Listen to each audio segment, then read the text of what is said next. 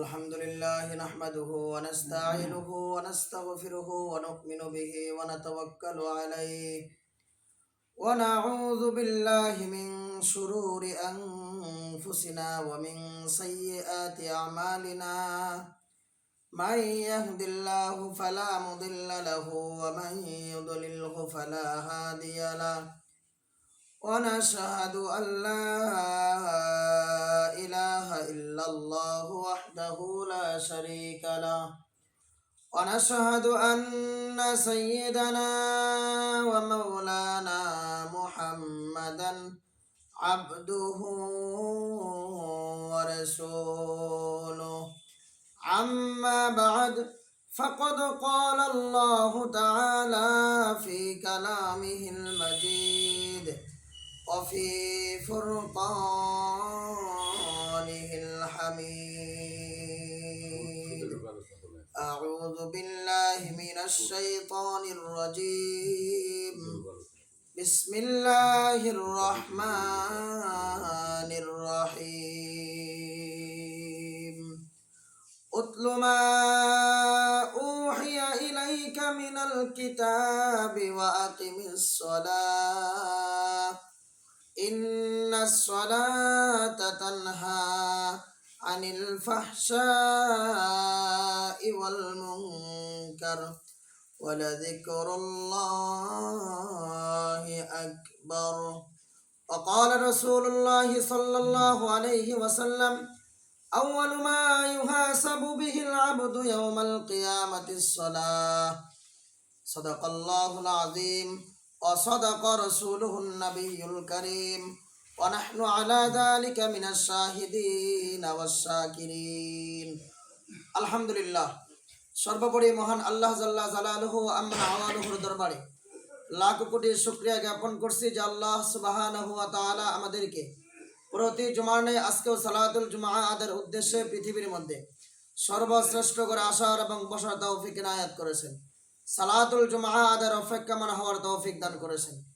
এই জন্য সেই মহান সত্তার দরবারে অন্তঃস্থল থেকে শুকরগুজার হিসেবে কালিমাতুশ শুকর আদায় করি আলহামদুলিল্লাহ। লক্ষ কোটি দরুদ ও সালাম আকা নান্দার তাজদারে মদিনা মদিনাহ কা তাজদার আশরাফুল আম্বিয়া জিদার গোসাই আমিনা জনাবে মুহাম্মদুর রাসূলুল্লাহ সাল্লাল্লাহু আলাইহি ওয়াসাল্লামের উপর। সম্মানিত হাজিরিন, আমি আপনাদের খেদমতে পবিত্র কুরআনুল কারীমের সূরা আনকাবুত থেকে একটি আয়াতে কারিমা তিলাওয়াত করেছি।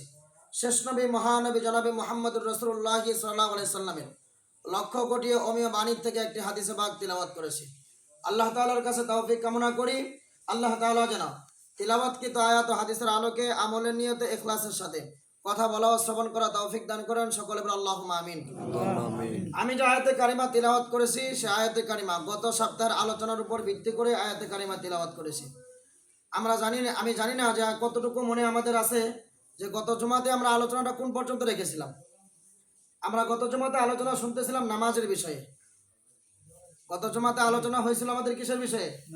নামাজের বিষয়ে। নামাজের গুরুত্ব কেমন, একজন মুসলমানের জন্য নামাজ কতটুকু প্রয়োজনীয়, একজন মুসলমানের জন্য নামাজটা কতটুকু প্রয়োজনীয় এবং নামাজের মাধ্যমে একজন মুসলমানের পরিচয় সম্পূর্ণ কিনা, স্বয়ং সম্পূর্ণ কিনা, এটা আমরা গত জুমাতে আলোচনা কিছু করেছি।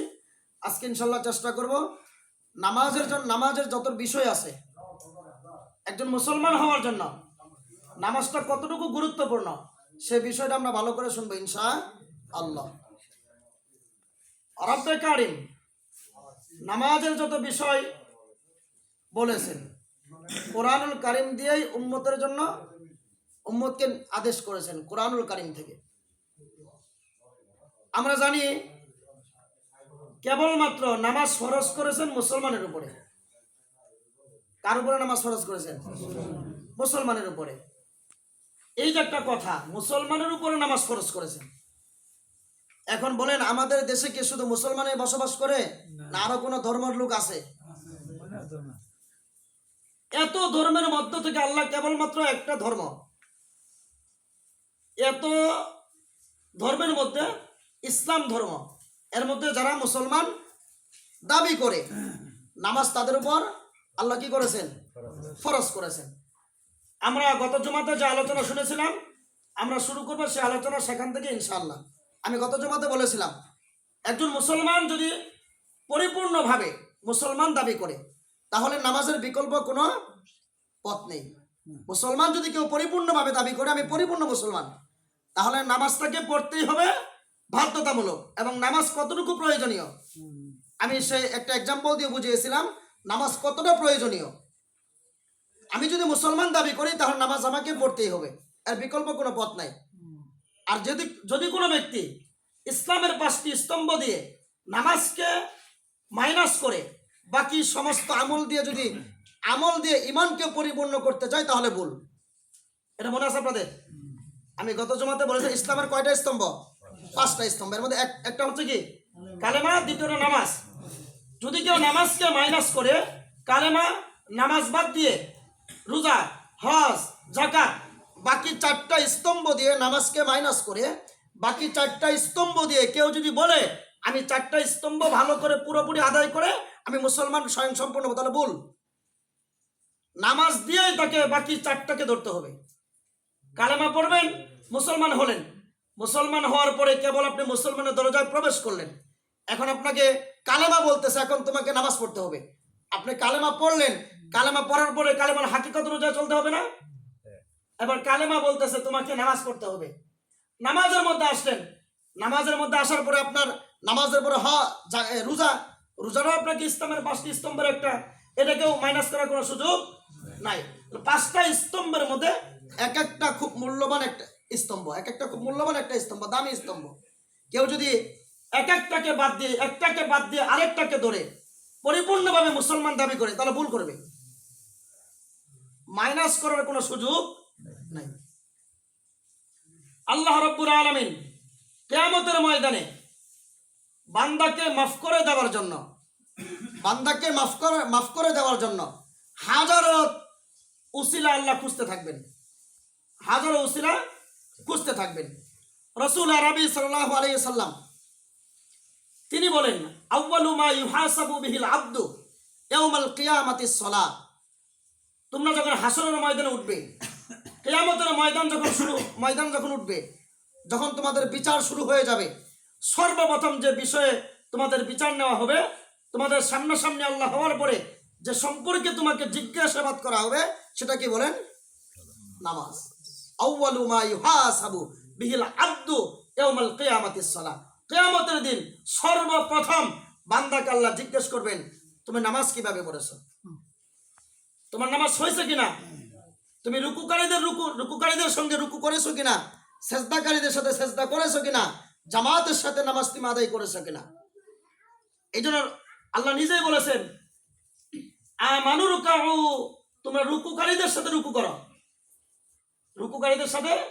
করো। তার মানে কি? জামাতের নামাজ পড়ো। কিসের নামাজ পড়ো? জামাতের নামাজ পড়ো। নামাজের কেমন গুরুত্ব দেখেন, যদি কেউ ইচ্ছা করে যদি কেউ এক ওয়াক্ত নামাজ ছেড়ে দেয় তাহলে মুসলমানের মধ্যে সে কতটুকু থাকে এটা আপনারা ভালো জানেন। আমরা অনেক আলোচনার মধ্যেও শুনতে পারি, হক্কানি ওলামাদের জবান থেকেও শুনতে পারি যে এক ওয়াক্ত নামাজ কেউ যদি ইচ্ছা করে ছেড়ে দেয় তাহলে এর মুসলমানের কোন পর্যায়ে সে আছে এটা আমাদের মোটামুটি সবারই ধারণা কম বেশি আছে না নাই বলেন? কেউ যদি নামাজটা কাজা আদায় করে, যেমন ধরেন আসরের নামাজ জামাতে পড়তে পারলো না, এখন সে কি করলো? তার আসরের পরে ইচ্ছা করে নামাজ তরক করলো, পরবর্তীতে সেটা কি করলো? কাজা করলো। কি আদায় করলো? কাজা আদায় করলো। নামাজের গুরুত্বটা বোঝেন। আসরের নামাজ কোনো কারণ নাই, জামাতে শরীক হওয়ার একেবারে পুরো সুযোগ আছে, কোনো কারণ ছাড়াই, অজুহাত ছাড়াই সে কি করলো? জামাতে অংশগ্রহণ করলো না, ইচ্ছা করে জামাতে অংশগ্রহণ করলো না। এই ব্যক্তি পরবর্তীতে যদি এই যে আসরের নামাজটা যদি কাজা আদায় করে, তারপরেও এই ব্যক্তির জন্য শাস্তির সাব্যস্ত আছে 2,82,88,00,000 বছর তাকে জাহান্নামের আগুনে জ্বলতে হবে। ইচ্ছা করে জামাত ছেড়ে দিয়েছে, জামাতে অংশগ্রহণ করতে পারে নাই। এই ব্যক্তিও যদি পরবর্তীতে নামাজটা আদায় করে, কাজা আদায় করে, তাহলে এই ব্যক্তিও কাজা আদায়কারী ব্যক্তিকেও কমপক্ষে 2,88,00,000 বছর জাহান্নামের আগুনে জ্বলতে হবে। এবার বলেন 2,88,00,000 বছর খুব একটা শর্ট সময়, একটা অনেক বড় একটা লং টাইম সময়। 2,88,00,000 বছর, বিবেকটা খাটান, এটা কোন পর্যন্ত সময়? 2,88,00,000 বছর যদি কাজা আদায়ের পরেও যদি শাস্তি সাব্যস্ত হয়ে থাকে, শাস্তি ভোগ করা লাগে, তাহলে দেখেন ইচ্ছা করে কেউ যদি জামাত ছেড়ে দেয়, এই ব্যক্তির জন্য কি পরিমাণ শাস্তির কথা বলা আছে। যে ইচ্ছা করে নামাজ ছেড়ে দিতেছে, তার জীবন থেকে কত নামাজ ছুটে গেল, সে কি কখনো খেয়াল করতেছে? সে যে কত নামাজ থেকে নিজেকে সরায় রাখছে, এইদিকে কোনো খেয়ালই করে না, চিন্তাই থাকে না। আমার যে নামাজ আমার উপর ফরজ করা হয়েছে, আমি যে মুসলমান দাবি করতেছি, আমি যে একজন মুসলমান, আমি একজন মুসলমানের ঘরে জন্ম নিয়েছি, মুসলমানের সাথে চলাফেরা করি, মুসলমানের সমাজে বাস করি, মুসলিম পরিচয় দিয়ে চলাফেরা করি। আমার মুসলমানের সর্বপ্রথম পরিচয়ের মাধ্যম হলো নামাজ। আমি এটাকে ইচ্ছা করে আমার কাছ থেকে দূরে রাখতেছি, ইচ্ছা করে সেটাকে সরাই দিতেছি। তাহলে আমি যদি ইচ্ছা করে নামাজকে ছেড়ে দিই, এটা কাজা আদায় করলেও, জামাতে নামাজ ছেড়ে দেওয়ার পরে কাজা আদায় করলে 2,88,00,000 বছর যদি এক ওয়াক্তের কারণে, কাজা আদায়ের কারণে জাহান্নামের আগুন সাব্যস্ত হয়ে থাকে, তাহলে বলেন ইচ্ছা করে নামাজ ছেড়ে দিলে সে কোন পর্যায়ে আছে? ভেবে দেখছেন একবার? আর এই দুনিয়ার গণনা মতে হাসরের ময়দানের গণনা কি এক সমান হবে? এটা হলো দুনিয়ার এটা হিসাব। 2,88,00,000 বছর দুনিয়ার হিসাব। হাসরের হিসাব এর চেয়ে আরো 50,000 গুণ বেশি হবে, এর চেয়ে 50,000 গুণ বেশি হবে। আল্লাহ সূরা মাআরিজের মধ্যে বলেন 50,000 সানা তারুজুল মালাইকাতু ওয়ার রূহ ইলাইহি ফি ইয়াউমিন কানা মিকদারুহু 50,000 সানা। এই দুনিয়ার গণনা আর হাসরের ময়দানের গণনা এটা কখনো এক হবে? দুনিয়ার গণনা মতে হাসরের ময়দানের হবে একদিন, আর দুনিয়ার হবে 50,000 সানা, 50,000 বছরের সমপরিমাণ একদিন। দুনিয়ার 50,000 বছরের যে সময়টা, হাসরের ময়দানে কয়দিন হবে? বলেন কয়দিন হবে? দুনিয়ার 50,000 বছর, হাসরের কয়দিন? এই দুনিয়াতে যদি হিসাবটা যদি দুনিয়ার সাথে তুলনা হয়, এক ওয়াক্ত কাজা আদায় করলে 2,88,00,000 বছর জাহান্নামের আগুনে জ্বলতে হয়। তাহলে হাসরের ময়দানে হিসাবটা যদি এই 2,88,00,000 সঙ্গে মিল রাখে, তাহলে কত দিন হবে খেয়াল করছেন? ওই সময় দুনিয়াতে যেমন মৃত্যুর একটা সুযোগ আছে, হাসরের ময়দানে মৃত্যুর কোনো সুযোগ নাই। আপনি শাস্তি ভোগ করবেন, হ্যাঁ শাস্তি ভোগ করতেছেন, কিন্তু মৃত্যুর কোনো শব্দ আমার কাছে আসবে না। শাস্তিটাও দুনিয়ার সাথে মিল রাখে না। দুনিয়ার শাস্তি আর পরকালের শাস্তি এটা কখনো মিল রাখে না, দুইটা কখনো এক হবে না। দুনিয়ার শাস্তি ভোগ করতে গেলে মানুষের গায়ে যদি, মানুষের রুহে যদি কষ্ট পৌঁছাতে হয়, তাহলে আঘাত করতে হবে কোথায় বলেন? কোথায় আঘাত করতে হবে? এই বডিতে, গায়ে আঘাত করতে হবে। আমার শরীরে আঘাত করলে আমার রুহে আঘাত পাবে। কিন্তু হাসরের ময়দানে কবর থেকে শুরু করে এটা বডিতে আঘাত করার কোনো সুযোগ নাই, সরাসরি রুহের মধ্যে আঘাত করা হবে। কিন্তু মৃত্যু আর কখনো আসবে না। এদের মুআজ্জাজ হাজিরিন, নামাজ একটা গুরুত্বপূর্ণ বিষয়। নামাজ একটা গুরুত্বপূর্ণ বিষয়। আমি যদি কাজা আদায় করার পরেও এতটুকু শাস্তির যোগ্য হয়ে থাকি, ইচ্ছা করে নামাজ ছেড়ে দিলে আমার কোন পর্যায়ে, আমার মুসলমানটা কোন পর্যায়ে দাঁড়াবে, আমরা বিবেকবান সবাই মোটামুটি ভালো করে জানি।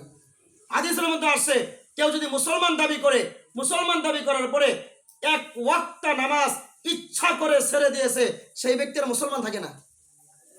মুসলমান এবং অমুসলিমের মধ্যে পার্থক্য করার বস্তু কি বলেন? বলেন বলেন। মুমিন এবং মুনাফিক, মুমিন এবং কাফের, এই দুইয়ের পার্থক্য কি বলেন? নামাজ। মুসলমান না অমুসলিম হবেন, আপনি মুসলমান আছেন না কাফের হয়ে গেছেন, মুমিন আছেন না কাফের হয়ে গেছেন, ওজন কি দিয়ে করবেন বলেন? নামাজ। এই কথাটা কে বলেছে বলেন? আমাদের রাসূল বলেছেন, যদি তোমরা মুসলমানকে চিনতে চাও তাহলে তাদের কপালের দিকে তাকাও। মুসলমান যদি চিনতে চাও তাহলে দেখো তারা সাজদাকারীদের সাথে সাজদা করে কিনা, রুকুকারীদের সাথে রুকু করে কিনা, অর্থাৎ তারা জামাতে নামাজ আদায় করে কিনা। মুআজ্জাজ হাজিরিন, এই দুনিয়াটা বড় একটা কঠিন একটা জায়গা আমাদের জন্য, ইমানদারের জন্য দুনিয়াটা বড় একটা কঠিন জায়গা। আমরা যদি নামাজ পড়তে যাই তাহলে চতুর্দিক দিয়ে ব্যস্ততা আমাদেরকে ঘিরে ফেলে। এরকম হয় কি হয় না বলেন? যখন মুয়াজ্জিনের আজান যখন আমার কানে চলে আসে, দিলে যখন আল্লাহর ভয়টা জাগ্রত হয়, যখন মনে সাত জাগে, এখন মুয়াজ্জিন আজান দিতেছে, আমাকে ডাকতেছে, আল্লাহ আমাকে ডাকতেছে, আমি মসজিদে যাই, দেখবেন তৎক্ষণাৎ সাথে সাথে আপনার বাম দিক থেকে শয়তান আপনার দিলের মধ্যে বসা এমন কুমন্ত্রণা ওয়াসওয়াসা দিতে শুরু করবে, দুনিয়া সব লোভ আপনার দিলের মধ্যে বসায় রাখবে। এরকম হয় কি হয় না বলেন? যদি না হয় আজকে থেকে যাচাই করেন, না হলে আপনি এখন থেকে জুমার থেকে প্রস্তুতি নেন এবং নিয়ত করেন আমি আসরের নামাজ পড়বো। দেখবেন কি পরিমাণ ব্যস্ততা আপনার দিলের মধ্যে শয়তান দিয়ে রাখছে। আসর থেকে আপনাকে দূরে সরানোর জন্য, আসর থেকে আপনাকে ফারেক করার জন্য শয়তান আপনার দিলের মধ্যে এখন থেকে এমন ভাবে বসবে, আপনাকে আপনার শয়তানকে সরাইতে পারবেন না, শয়তানকে সরাইতে পারবেন না। এই জন্য শয়তানকে দিলের মধ্যে কখন বসে, শয়তান দিলে কখন বিস্তার লাভ করে, এটা বোঝার জন্য এলমের দরকার আছে না নাই বলেন? এটা বোঝার জন্য এলমের দরকার আছে। আপনি এখন থেকে এই এলমটা শিখেন না। আমি যদি জুমার নামাজের সময় আসরের নিয়ত করি, আমি আসরের নামাজ পড়বো, পাক্কা একটা নিয়ত করেন। আপনি এই এলমটা শিখেন যে নিয়ত করার পরে আমি যদি কোনো কারণবশত আসরের জামাতের মধ্যে অংশগ্রহণ করতে না পারি, জামাত আসতে আসতে ভাব জামাত আসতেছে, আমার কাছে আসতেছে, আমি জামাতের দিকে অগ্রসর হচ্ছি, সময় পার করে আসরের রক্ত চলে আসতেছে, এখন আমার দিলের মধ্যে শয়তানের ওয়াসওয়াসা দিতেছে, আর আমি যখন এই নামাজের নিয়ত থেকে বের হয়ে যাব তখন বুঝতে পারবো শয়তান আমার দিলের মধ্যে বসে আছে। এই এলেমটা শিখেন, শয়তান আমার দিলের মধ্যে বসে আছে, কারণ আমি তো নিয়ত করছি নামাজ পড়বো, আমি তো নিয়ত করছি নামাজ পড়বো। এই জন্য শয়তানকেও চেনার দরকার আছে না নাই বলেন? শয়তানের পরিচয় শোনার দরকার আছে নাই বলেন? আমরা আল্লাহর একজন ওলি আল্লামা আব্দুল কাদের জিলানী রাহিমাহুল্লাহু তাআলা নাম শুনছেন? আমরা নাম শুনছি আব্দুল কাদের জিলানীর। আব্দুল কাদের জিলানী রহমতুল্লাহি আলাইহি উনি একদিন ওযু করতেছে, মাগরিবের নামাজ পড়বে। কিসের নামাজ পড়বে বলেন?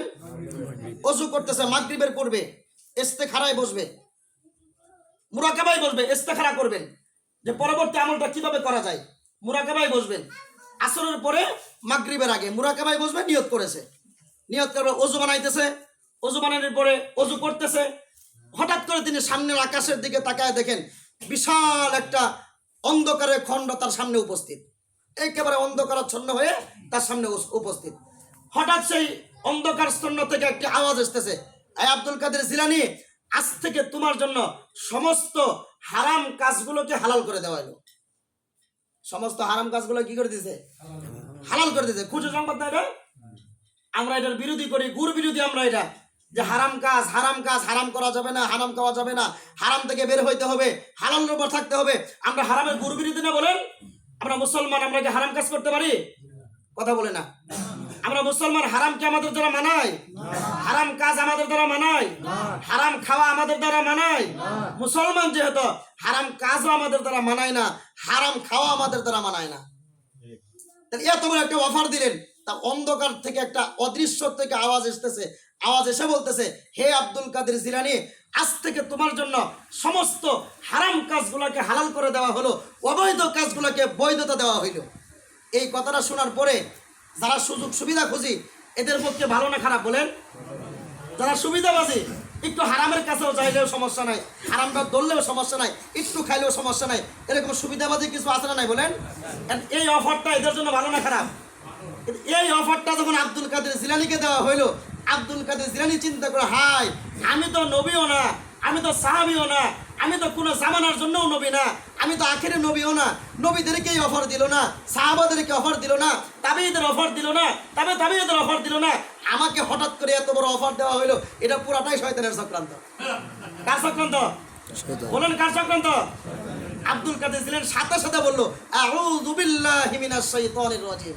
তাসমিয়া পড়ার সাথে সাথে ফুরুত করে সে অন্ধকারাচ্ছন্ন দূর হয়ে আলো প্রভাব বিস্তার লাভ করছে। সুবহানাল্লাহ বলেন না? এটা হওয়ার সাথে সাথে সে চিন্তায় পড়ে গেল, বললাম না দিলে দিলে এটা শয়তানের কাজ, আবার ওযু বানাইতেছে, আবার অদৃশ্য থেকে আওয়াজ আসতেছে, হে আব্দুল কাদের জিলানী,